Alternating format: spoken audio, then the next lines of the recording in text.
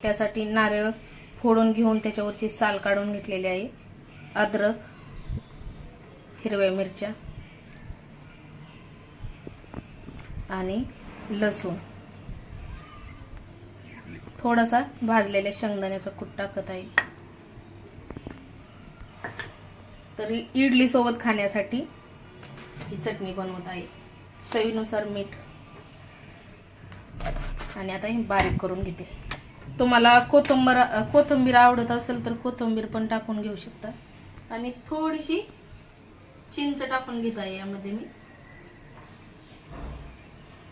तर सांबरला भिजायला टाकलेली होती चिंच, तीच टाकत आहे, थोडी चिंच टाकलेली आहे। तर यामध्ये पाणी टाकून बारीक करून घेते। चटणी बारीक करून घेतलेली आहे, आता त्याला तडका देणार आहे। टाकून घेतलेला आहे, तर थोडीशी उडदाची डाळ, हरभऱ्याची डाळ,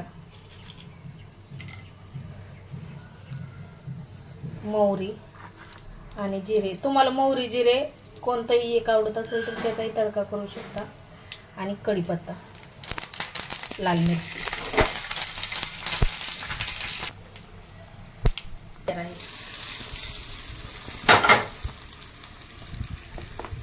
छान चटणीमध्ये मिक्स करून घ्यायचं।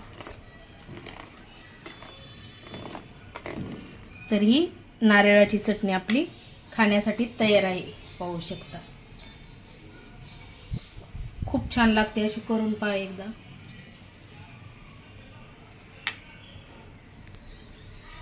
आता बनवायचे।